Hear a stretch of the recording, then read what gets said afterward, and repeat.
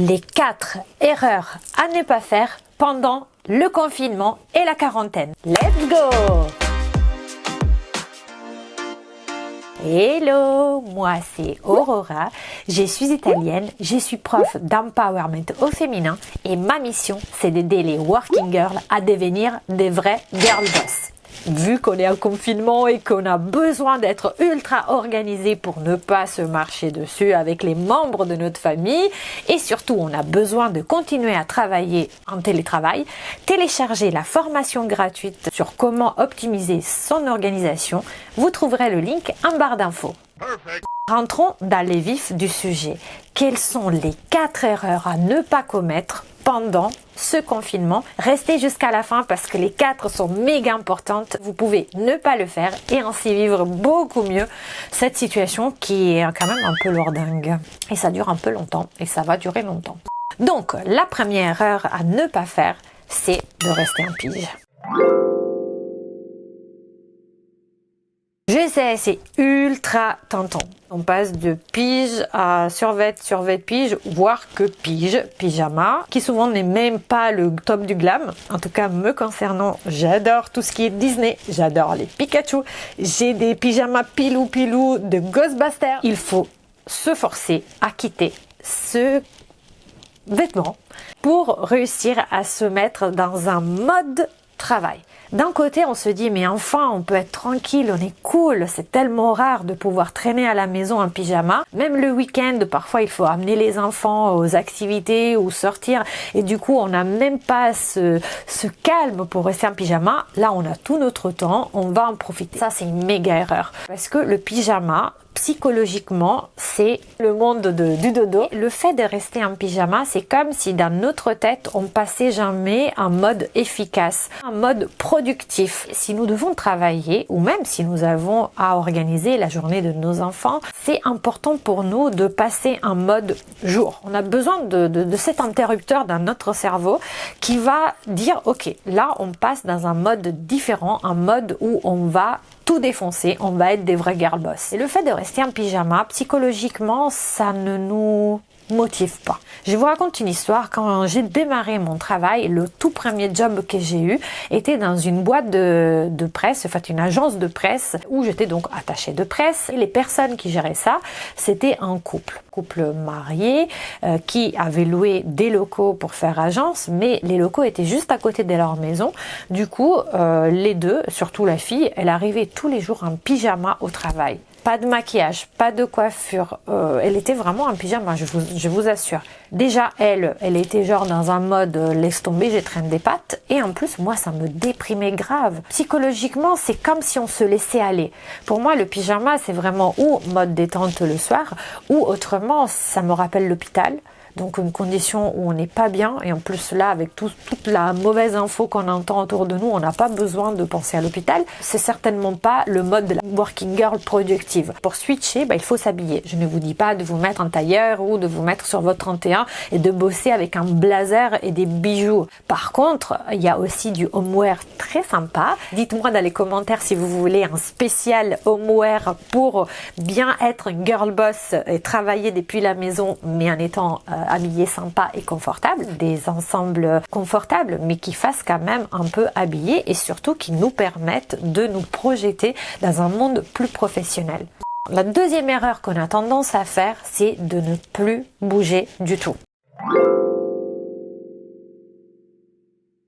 Je sais qu'il y a plein de personnes qui disent qu'ils s'ennuient. Pour ma part, j'ai l'impression d'avoir encore moins de temps qu'avant parce que en plus de ce que je faisais avant, maintenant je dois aussi gérer en partie l'éducation et le suivi des cours de mes enfants. Mais je sais aussi que même si vous vous ennuyez à la maison, que vous avez trop de temps pour vous et vous savez plus comment l'occuper, on a vite tendance à tomber dans la paresse totale et à manger un bon paquet de gâteaux ou de chips devant Netflix. On peut rapidement perdre les bonnes habitudes, si on en avait d'aller à la salle, voire aussi tout simplement avant on pouvait marcher, on pouvait prendre de l'air et maintenant on ne peut pas. On a envie de se défouler, on a envie d'être en mouvement. Le corps humain est fait pour être en mouvement et c'est comme ça qu'il recharge ses propres énergies.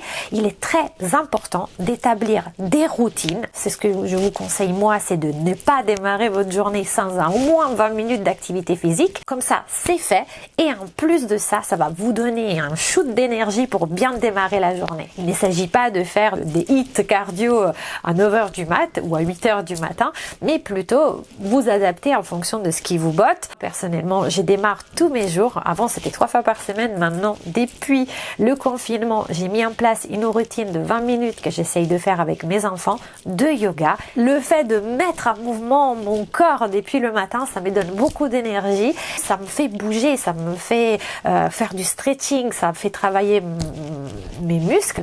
Et en plus de ça, j'ai mis en place 2 fois par semaine 1 heure de vélo elliptique que j'ai la chance d'avoir. Autrement, vous pourriez par exemple regarder des vidéos sur YouTube. D'ailleurs, je vais vous donner des links que j'ai découverts. L'essentiel par contre, c'est que vous, encore une fois, réussissiez à mettre en place des routines. Autrement, le moment venu, votre cerveau va vous dire qu'il a autre chose à faire. Pour éviter ça, si vous vous dites qu'à 5 heures tous les soirs, vous faites du sport, à 5 heures, vous ne ferez rien d'autre que du sport. C'est vraiment comme ça, il faut se mettre en mode robot et à partir du moment où vous commencez à le faire 1, 2, 3 fois, vous verrez que vous vous sentirez mieux et le fait de vous sentir mieux va vous pousser à le refaire le lendemain et le surlendemain dans le cerveau. Donc une fois que ça devient une habitude, d'ailleurs si vous avez raté la vidéo sur les petites habitudes qui vous font faire des pas de géant, regardez cette vidéo ici, vous verrez qu'une fois que ça devient une habitude, c'est facile au fait, ça sera quelque chose que vous ne pouvez pas éviter. Il faut bouger,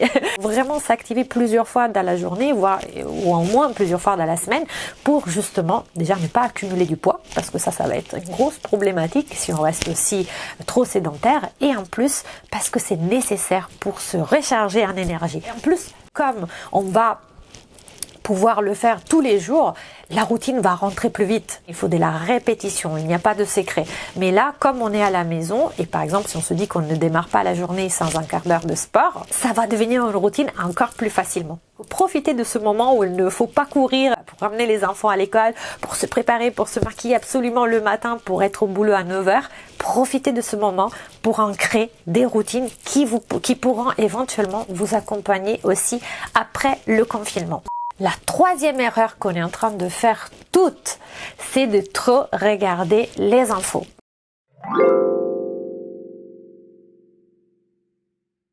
Depuis qu'il y a 3 semaines, le truc a commencé à grandir en Italie, que mon père, malheureusement, il est là-bas, il est confiné et il habite juste à côté de Bergame. Je suis forcément inquiète, mais disons que j'ai vraiment suivi ça de près et je savais que ça n'allait pas s'arrêter à la frontière, c'était juste impossible. J'étais un peu énervée contre le gouvernement français parce que je voyais qu'il continuait de diminuer en fait la chose, de la minimiser. Ici, il y avait beaucoup de personnes qui se rendaient pas compte de la gravité. Aujourd'hui, comme on a eu ce manque d'informations au départ, on a envie presque toutes les heures de savoir s'il y a eu de nouveaux morts, de nouveaux cas, dans quelles conditions sont les hôpitaux, est-ce que les masques sont arrivés.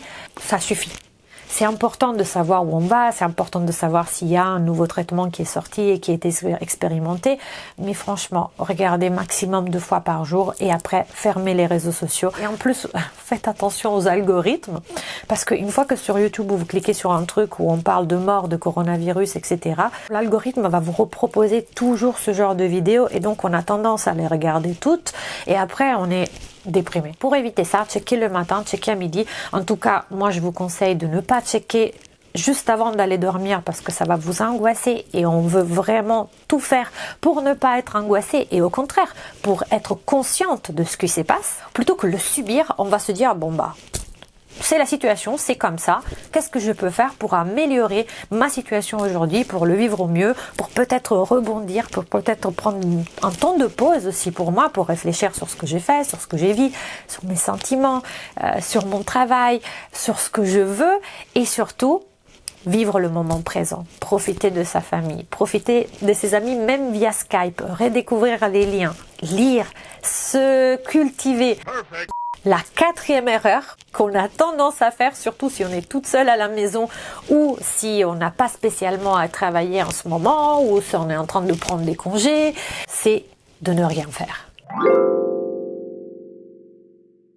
J'ai entendu beaucoup de personnes sur les réseaux sociaux qui disent qu'ils s'ennuient, qui regardent que du Netflix. C'est très bien de regarder du Netflix, c'est très bien de se relaxer sur le canapé, mais on est des humains. On est fait pour bouger. Même si vous ne faites rien, sautez sur vos pattes, criez un grand coup, rigolez, appelez une copine, faites du sport devant la télé. Moi, j'ai la chance d'avoir des gamins. En fait, j'ai un gamin qui a une Switch et à Noël, mon mari m'a acheté le Ring Fit.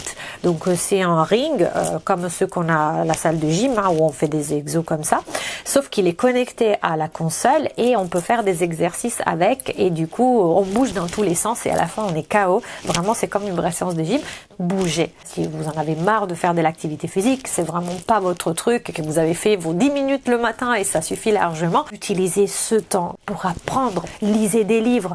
Allez sur Cooper, par exemple, si vous en avez marre de lire pendant des heures et que votre enfant fait la sieste pendant 30 minutes, mettez-vous en Cooper, ça dure de 10 à 30 minutes et vous aurez les résumés des livres qui vous intéressent le plus. Il y a aussi les sites des bibliothèques. Alors, le site de la bibliothèque, c'est une mine d'or. Par contre, il faut déjà être inscrit dans une bibliothèque communale, municipale. Une fois que vous avez votre code d'adhérent et votre mot de passe, vous pouvez vous connecter et j'ai découvert, je vais vous mettre le lien en barre d'infos, qu'il y a plein de formations totalement gratuites. Certes, ça rame un peu parce que le site n'était pas dimensionné pour avoir autant de monde d'un coup, mais vous avez vraiment énormément de formations. Il y a de tout, comment apprendre à jouer de la guitare, comment faire des crèmes pour le visage maison, comment apprendre le management. C'est totalement gratuit.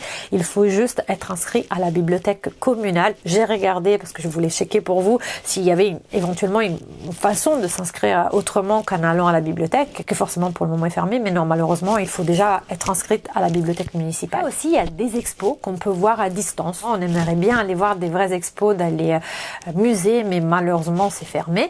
Donc, il y a la BNF, par exemple, qui a mis à disposition des accès pour visiter des expositions virtuelles. Je vous laisse aussi le lien en barre d'infos. Il y a aussi l'Opéra de Paris et d'autres opéras. J'ai vu qu'il y avait aussi l'Opéra de Vienne qui faisait ça, qui émet ou en streaming ou en replay des opéras qui ont été tournés donc forcément dans les vrais théâtres qu'on peut regarder à distance et c'est totalement gratuit. Si vous aimez l'opéra, vous avez besoin de vous relaxer ou même vous faites le ménage ou vous voulez mettre de la musique qui change de l'ordinaire, vous pouvez regarder ça ou écouter ça en streaming. En ce moment, on a un peu tout besoin de déstresser à cause tout simplement de l'actualité qui n'est pas gaie. On a un peu tendance à broyer du noir et à se faire submerger par l'angoisse. Donc, j'ai été chercher des formations ou aussi des ressources pour évacuer ce stress, pour apprendre aussi comment gérer le stress et je suis tombée sur l'Institut français de la psychothérapie émotionnelle et cognitive, IFPEC, et sur ce site j'ai trouvé la possibilité de m'inscrire et avoir donc des vidéos, des podcasts, tout ça complètement gratuit pour apprendre à gérer les stress. Pour récapituler, les 4 erreurs à ne pas commettre pendant cette période de quarantaine et de confinement sont éviter de rester toute la journée en pyjama. Le deuxième point, c'est arrêter de bouger. Le troisième point, c'est écouter trop d'infos et surtout de les écouter avant de se coucher. Et le quatrième point, c'est de ne rien faire. J'espère que cette vidéo vous aura plu. Si c'est le cas, mettez-moi un pouce bleu pour que je continue à produire du contenu. Suivez-moi sur Instagram où je suis très présente. D'ici là, je vous dis ciao et à la prochaine.